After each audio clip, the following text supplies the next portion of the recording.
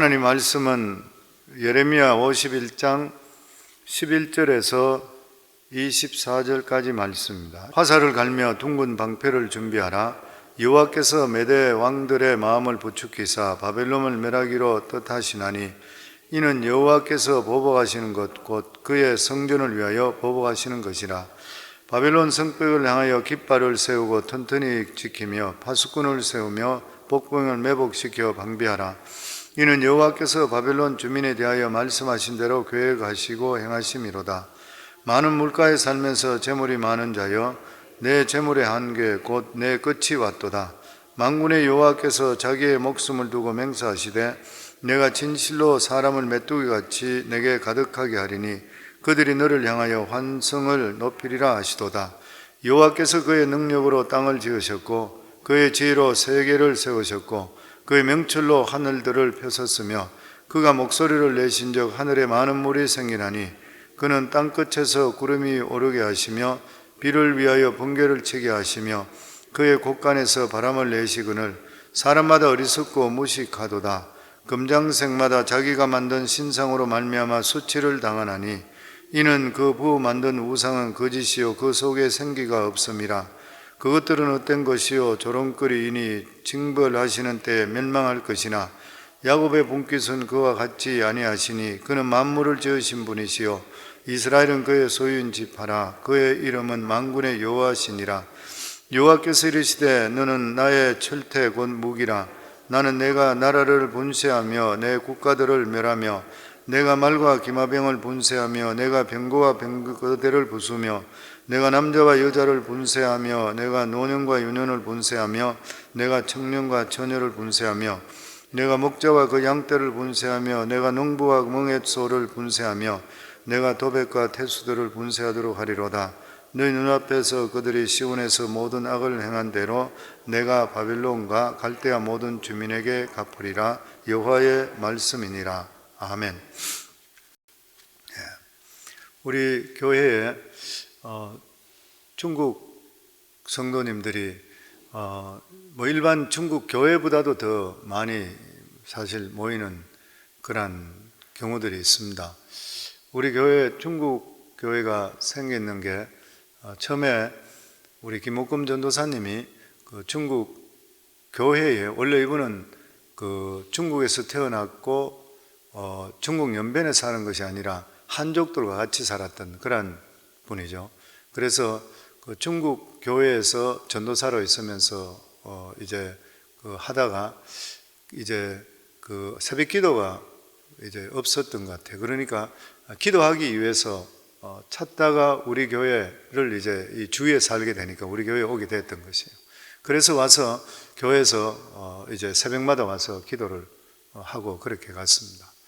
그러다 한 3년 정도 교회에 이렇게 다니다가 자기 있던 중국 교회 거기에서 이제 중국 그 목사님이 자기하고 딸하고 이제 사돈 그 집 아들하고 결혼하는 관계도 돼 있고 여러 가지 좀 관계가 좀 불편한 그런 관계가 돼서 자기가 이제 그 교회를 나오는 게 좋겠다 이렇게 생각하면서 이제 저희 교회 사모에게 사모하고 그동안 3년 동안 있으면서 커뮤니케이션 새벽 기도 오니까 커뮤니케이션 일을 하다가 그러고 나서 자기가 어떻게 사회 갈 수 있는 길이 없겠냐고 해서 그래서 이제 저희 교회에 뭐 신방을 한다든지 뭐 이렇게라도 하든지 자기는 선교사로 나가길 원한다 그러니까 선교사로 보내주면 좋겠다는 그런 것 때문에 이야기를 해서 그러면 교회 한번 있어보라 이렇게 이제 교회에 들어와서 있다가 이제 이분이 케어를 누구를 했었냐면 그 싱글맘들 혼자 있는 여자분들을 케어를 이제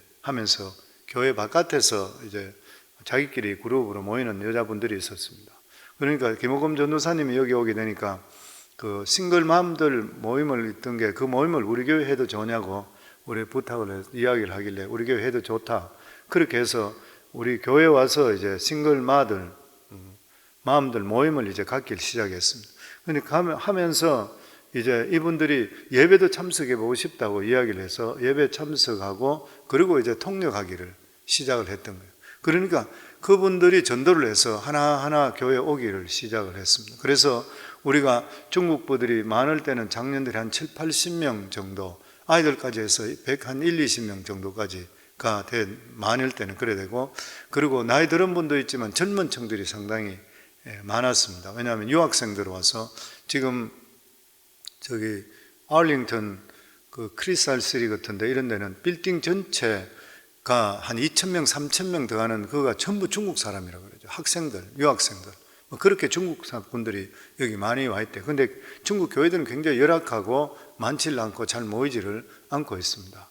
그래서 이제 그분들이 와서 이제 우리 교회에 정착하기 시작하고 또 유학생들이 오기 시작하고 이러면서 젊은 사람들이 여기서 은혜 받고 예수 확실히 믿고, 그리고 직장을 미국에서 찾게 되면은 직장 따라 딴 데 가더라도 신앙생활 잘하고 있고, 또 전도사님이 계속 리모트 이제 미니스트리 하면서 연락을 하고 있고, 또 여기서 그런 신분 관계가 해결이 되지 않게 되면 중국으로 다시 돌아가는 거예요. 중국으로 다시 돌아가게 될 때는 거기에서 꼭 교회를 찾아서 교회에서 헌신자로 지금 아주 충성스럽게 헌신하는, 그래서 우리 김옥금 전도사님한테 이야기를 했던 것이, 중국에 때가 되면 선교사로 가겠지만 여기 있는 사람들 훈련시켜서 그리고 중국으로 보내는 거, 이게 정말 귀한 일인 것다. 하나님께서 우리가 생각하지 못한 이러한 일들을 우리 교회에, 중국 교회를 서게 해주셨구나. 정말 우리 교회 선교하는 교회인데 전혀 생각하지 않았던 일들인데 하나님께서 이렇게 만들어 주셨습니다. 근데 땡스 기분을 맞이하면서 이 중국 분들은 목회자한테 그 리무시, 저보고 목사를 무시라고 같아요. 그러면서 카드를 항상 보면은 매년 아주 큰 카드에다가 성도들이 자기들이 팍팍하게 자기들이 적어요. 감사하다고. 이 중국 성도님들 우리 교회를 정말 사랑합니다. 목회자 부부를 사랑하고, 그리고 저희 부부를 위해서 항상 건강하게 해달라고, 그리고 김옥금 전도사님 위해서도 기도하고. 이번에 원래도 보니까 지난 주일날 중국 분들이 나보고 어디 가지 말고 기다려 달라고 그래요. 그러더니만 거기 적고 그리고 선물하고 해서 이래 주더라고 저한테. 보면서 참 너무 감사한 게 사랑이잖아요. 그 제가 항상 하나님께도 그렇게 기도할 때도, 하나님, 제가 중국 분들에게는 내가 주는 사랑보다 제가 목회자로 더 많이 받습니다. 참 이렇게 어떻게 마음에, 이 중국 분들이 보면 의리가 있는 그런 분들이 많이 있잖아요. 그래서 참 하나님께서 중국 부들을 돌아서 이런 따뜻함을 주시고 또 사랑을 참 많이 받는구나. 오히려 내가 더 감사하구나. 그리고 중국 부들한테 내가 여러분들에게 더 감사합니다. 이렇게 이야기할 때가 참으로 많이 있습니다. 우리 성도님들이 저희 사랑 주시는 게 말할 필요 없죠. 근데 말도 안 통하는 이러한 분들인데도 불구하고 그런 사랑을 받을 때 정말 감사하게 그렇게 생각합니다. 또 오늘도 새벽을 깨우는 우리 사랑하는 성도님들, 이제 곧 추수감사 주일은 지났지만 감사절을 목요일 날 맞이하게 되어 있는데, 그것을 기해서 하나님께 더욱더 감사하고, 또한 우리 성도님들, 새벽을 깨우는 우리 성도님들 정말 예수님으로 축복하고 또 사랑하고 또 감사합니다. 우리가 새벽마다 얼굴을 이렇게 같이 보면서 함께 신앙생활하고, 또 부족한 주의 종인데도 불구하고 또 믿으면서 사랑하며 함께 신앙생활 할 수 있게 돼서 너무 감사하고, 또 말로 할 수 없는 그런 감사를 드립니다. 저는 우리 성도님들이 믿음 안에 살아가는 그런 모습들을 보면서 너무너무 행복하고 너무너무 감사합니다. 우리 다시 한 번 더 우리 성도님 감사하고 또 예수님 이름으로 축복합니다. 중국은 보면 이제 시진핑이 이제 1기를 지나고 2기가 2023년까지 끝난다 그러죠. 근데 이번에 이제 자기들 이민법을 떠도고쳐서 항상 연임만 할 수, 후진타오 때 연임하는 거로 만들었다 그래요.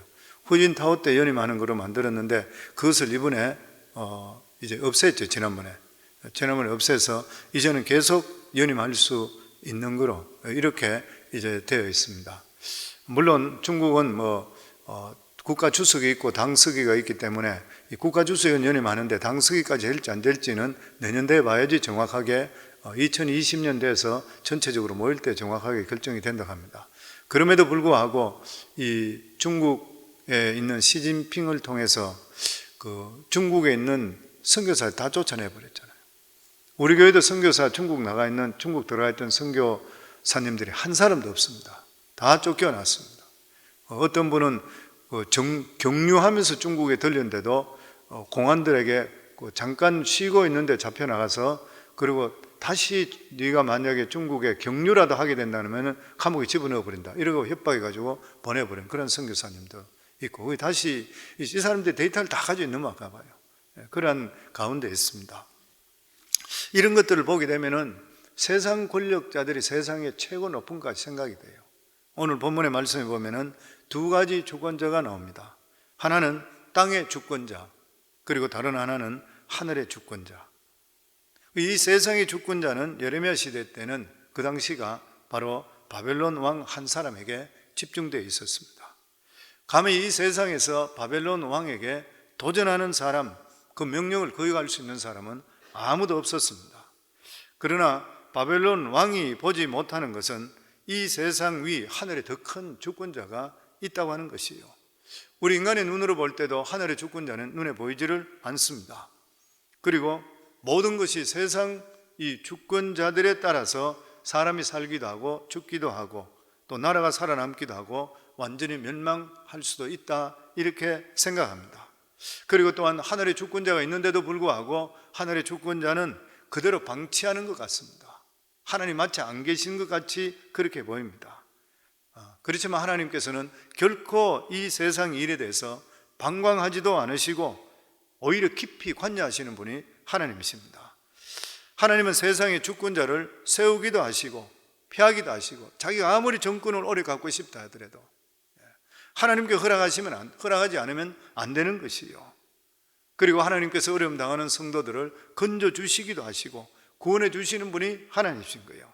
그래서 성경 사무엘상 2장 6절로부터 보면 여호와는 죽이기도 하시고 살리기도 하시며 스올에 내리기도 하시고 거기서 올리기도 하시고, 스올이 지옥이잖아요.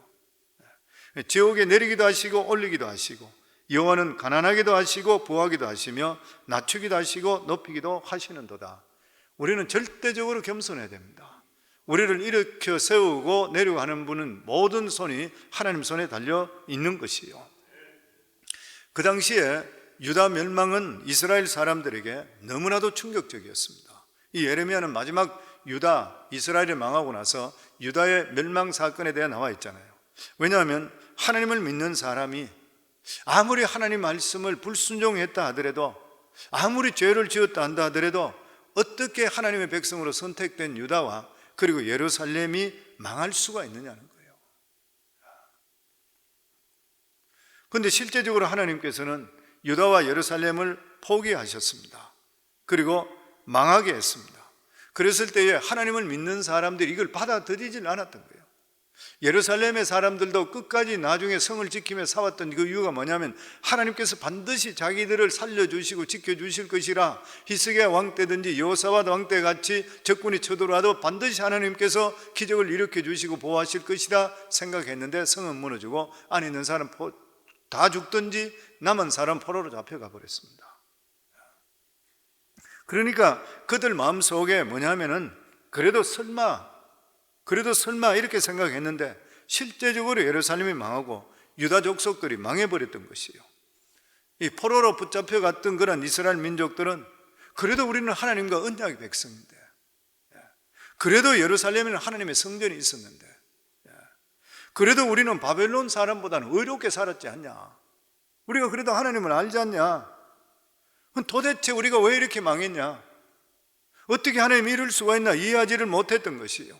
그러니까 그 사람들이 생각할 때 우리가 무엇을 잘못 믿었나 이렇게 생각하고, 그렇지 않으면 하나님께서 대관절 무심하시냐, 아니면 하나님 돌아가시냐, 하나님 안 계시냐, 어떻게 이럴 수가 있느냐.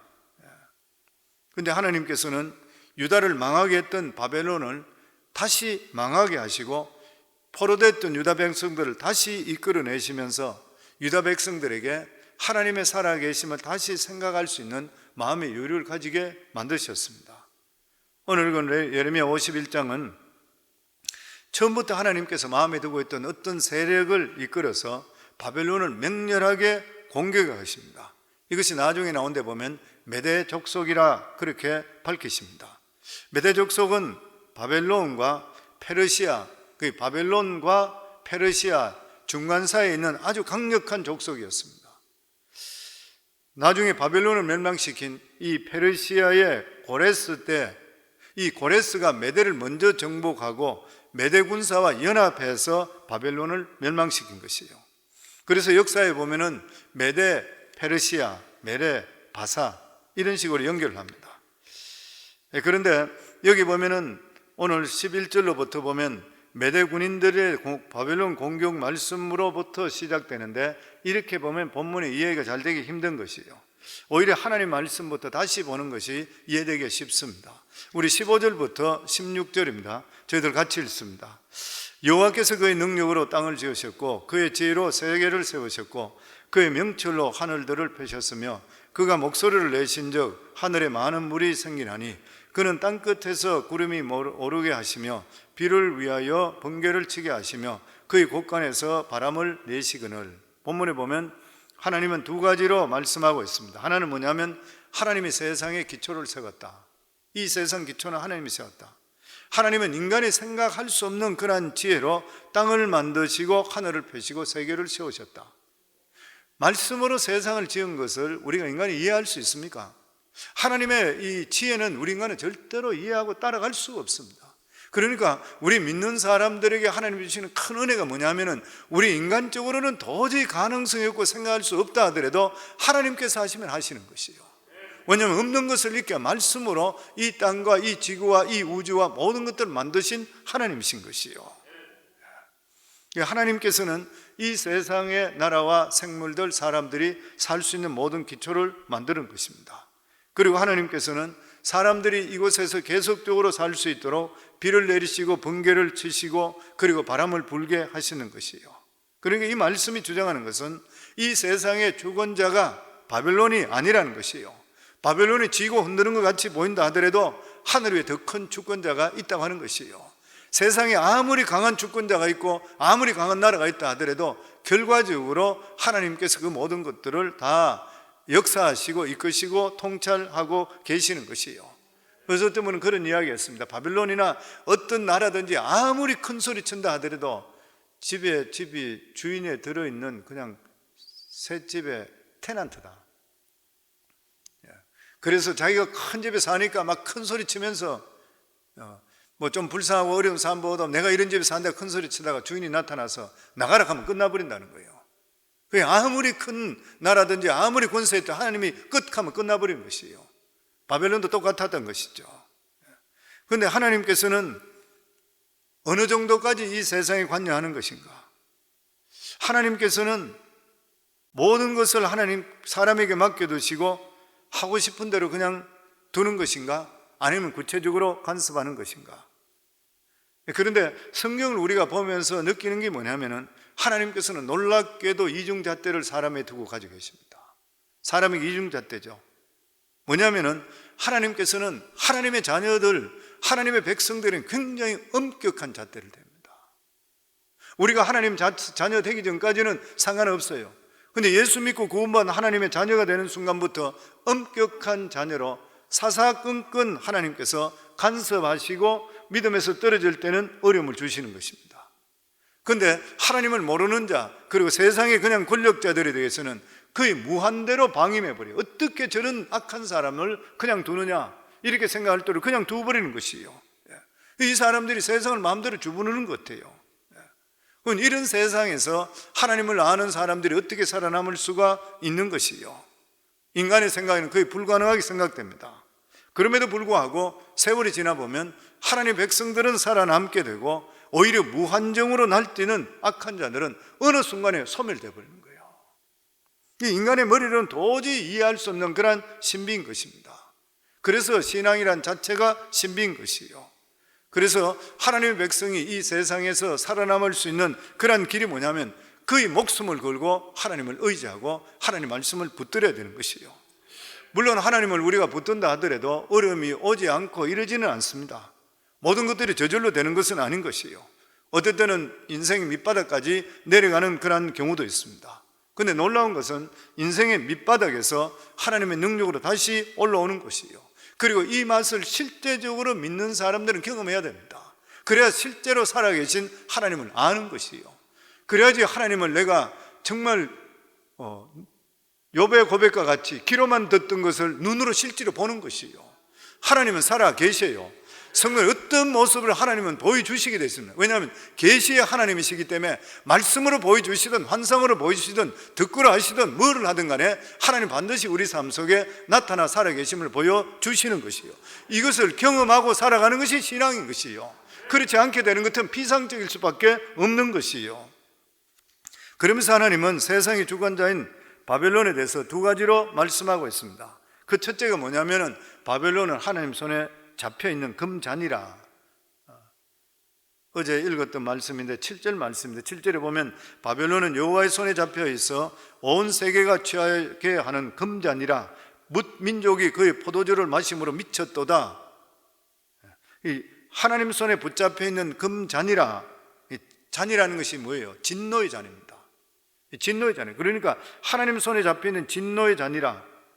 이 바벨론을 사용해서 하나님을 좋아하지 않고 우상 섬기던 이런 나라들을 다 멸망시키는 잔이라는 거예요.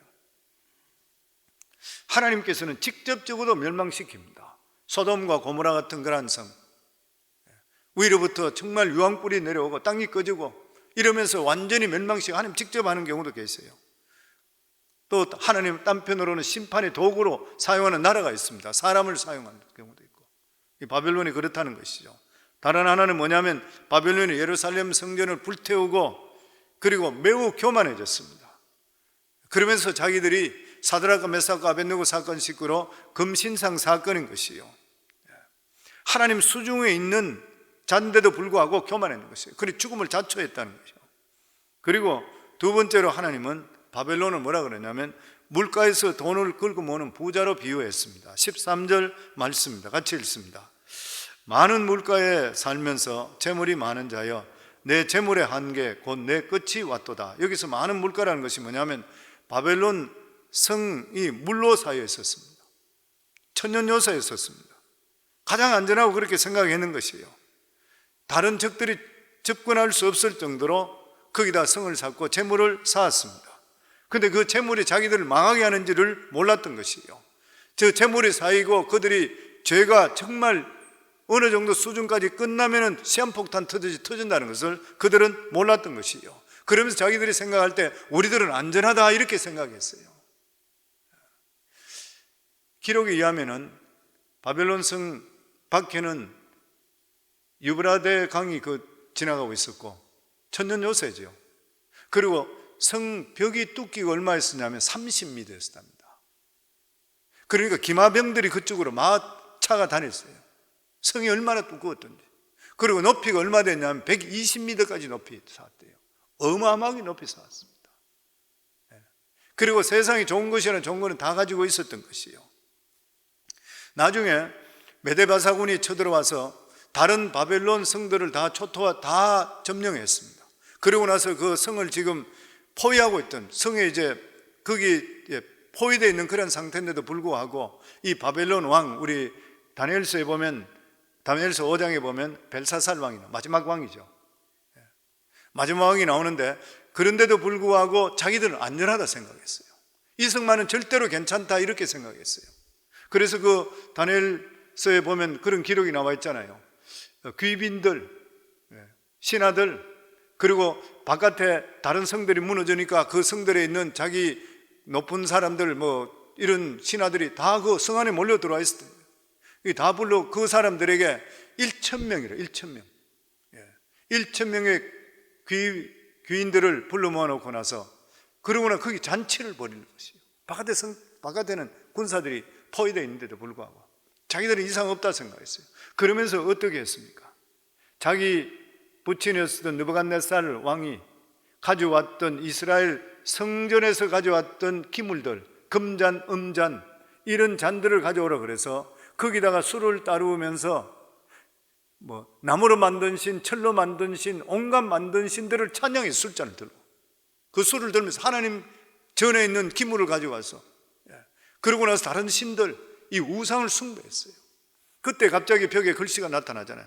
우리가 잘 아는 데는 메네메네 데겔 우르바신 손이 나타나서 글씨가 나가는 발사살 왕이 깜짝 놀라 뒤로 넘어지잖아요. 저걸 저걸 해석할 자가 누구 있느냐? 아무도 못했잖아요. 그래서 태우가 와서 다니엘을 추천하게 되고, 다니엘이 와서 그렇게 하잖아요. 메대는 뜻이 뭐냐면은 하나님의 시간이 다 끝났다. 지금 바빌론은. 그리고 대결이라는 말이 뭐냐? 그러니까 왕엘 저울에 달아보니까 부족함이 많다. 그게 끝났다는 것이에요. 베레스라는 말이 뭐냐면 나라가 나눠지게 되면서 메데바사 사람들에게 준바되었다. 그리고 그날 밤에 수로를 통해서 돌았던 이 군사들을 통해서 벨사살 왕이 죽게 되고 이 바벨론 완전히 멸망해버리고 맙니다. 그래서 시편 127편 말씀이 진짜 맞습니다. 여호와께서 집을 세우지 아니하시면 세우는 자의 수고가 헛되며 여호와께서 성을 지키지 아니하시면 파수꾼의 깨어 있음이 헛되도다. 너희가 일찍 일어나고 늦게 누우며 수고의 떡을 먹음이 헛되도다. 우리 인생이 그런 것이에요. 성도님들 보고도 제가 상담을 해드리고 이렇게 할 때도 특별히 사업하고 이런 분들은 그런 이야기 참 많이 합니다. 지금까지 살아봤지 않습니까? 예수 중심적으로 사세요. 믿음 중심적으로 먼저 살아보세요. 아무리 돈을 많이 번다 한다 하더라도 살아가는 삶이 피폐해지고 하나님 모르고 떠나가지고 다른 것들이 잘못되면 돈이 무슨 필요가 있겠습니까? 내가 가지고 있는 것이 뭐가 필요하겠습니까? 하나님이 지켜주셔야 돼요. 하나님이 지켜줘야 진짜 자기 것이 되는 것이고 행복해져요. 하나님께서 인정해 주시지 않는 물질은 그건 아무것도 아닌 것이에요. 그리고 우리 살아보세요. 살아보시면은 그냥 생활하면서 밥 먹고 살고 신앙생활하고 그 나머지 더 많이 있다 하더라도 뭘 하겠어요? 뭘 하겠습니까? 죽고 나면 그냥 없어져, 남겨놓고 그냥 없어지는 것이에요. 그 예수 믿는 사람이 재물을 남겨놓고 나서 내가 부둥켜 안고 있다가 죽어버린 사람만큼 어리석은 사람 없는 거예요. 우리 삶에 끊임없이 욕심을 내려놓을 뿐만 아니라 하나님의 주신 것을 내가 어떻게 사용할까, 여기에 대해서 우리가 항상 마음에 관심을 가질 수 있어야 돼요. 그러면 하나님께서 그 그릇을 보시고 채워주시게 돼 있어요. 우리 삶이 하나님 중심보다 더 중요한 것은 없습니다. 우리 19절입니다. 같이 읽습니다. 야곱의 분깃은 그와 같지 아니하시니 그는 만물을 지으신 분이시요 이스라엘은 그의 소유인 지파라. 그의 이름은 만군의 여호와시라. 이스라엘 백성들은 하나님께 예배드리고 하나님 말씀 선포하는 이러한 일들을 시시하게 생각했습니다. 세상 사람처럼 돈 많이 벌고 자기 마음대로 살기를 원했던 것이에요. 그런데 결과적으로 어떻게 됐어요? 하나님 섬기는 데서 벗어나 버리게 되니까 자기의 직분들을 빼앗겨 버렸을 뿐만 아니라 자기들이 바라고 저렇게 됐으면 좋겠다 하는 사람들의 노예가 되어버렸어요. 이스라엘 백성들의 노예 되어버렸잖아요. 하나님의 백성들은 하나님을 섬기고 기도하고 하는 것을 등한시하는 그런 때에 어느 순간부터 세상의 노예가 되어버립니다. 세상의 노예 버린 것이요. 하나님의 백성은 하나님의 말씀 붙들고 예배하고 믿음으로 사는 것이 그 하나님의 사람 삶에는 최고인 것이에요. 왜냐하면 그 인생을 행복하게 만들어주시고 하나님께서 개입하셔 복을 주시기 때문인 것이에요. 그래서 예수님께서도 어떻게 하면 하나님 일합니까? 하실 때 하나님께서 보낸 자를 믿는 것이 하나님 일하는 거라고 그랬어요. 오늘 나와 예배 드리는 것도 하나님 일인 것이에요. 내 말씀을 받는 것도 하나님의 일인 것이에요. 아멘. 그래서 하나님의 백성이라는 것은 이 세상의 땅이나 권력이나 재물 이런 것들을 택하는 것이 아니라 언제 가장 기쁘냐 하면 하나님과 서로 교통할 때 그때가 최고 기쁜 것이에요. 그래서 우리 살아가는 모든 삶에도 보면은 항상 하나님 우선이 될 수가 있어야 되는 것이에요. 하나님 뜻 가운데 살게 될 때 그게 우리 삶 속에 가장 최고고 가장 축복인 것이에요. 그리고 마지막으로 17절에 18절입니다. 사람마다 어리석고 무식하도다. 금장색마다 자기가 만든 신상으로 말미암아 수치를 당하나니 이는 그 부 만든 우상은 거짓이요 그 속에 생기가 없음이라. 그것들은 헛된 것이요 조롱거리니 징벌하시는 때에 멸망할 것이나. 사람들은 하나님을 인정하지 않으려 하고 우상을 만들어 하나님이라 그럽니다. 하나님을 인정하지 않고 자기가 붙들고 있는 것을 놓지 않겠다는 것이 뭐냐면 하나님 간섭을 안 받겠다는 것이에요. 안 받겠다는 것이에요. 그런데 이 세상의 권력이나 돈이나 학식 이 자체는 결코 실체가 아니라는 것이에요. 우상은 그림자일 뿐인 것입니다. 실체는 하나님이시고 실체는 하나님 말씀인 것입니다. 그래서 하나님 말씀을 가르치는 것, 하나님 말씀이 선포되는 것만큼 더 위대한 일은 없는 것이, 왜냐하면 사람을 살리기 때문인 것입니다. 우리는 가끔 신앙생활 할 때도 보면은 신앙생활 내가 이렇게 깊이 하는데 살아가는 삶이 이렇구나, 이렇게 해서 우리가 의문에 빠질 때가 있는 것이에요. 세상적으로 유명해지고 싶고 인정받고 싶을 때가 있는 것입니다. 그러나 성도님들, 그 모든 것들은 허상인 것입니다. 믿음이 실체인 것입니다. 따라서 우리가 믿음 가지고 세상 부러워하지 말고 유명해지려는 그런 욕심을 버리시고 하나님을 섬기는 것이 나의 본업이 되게 되고, 그리고 세상의 내 직장이 나의 부업이 되게 될 때에 내 인생은 하나님께서 복된 인생으로 만들어 주시는 것이에요. 사랑하는 귀한 성도님들, 믿음 가지시고 오늘도 내일도 끝까지 승리하기를 주 이름으로 축원합니다.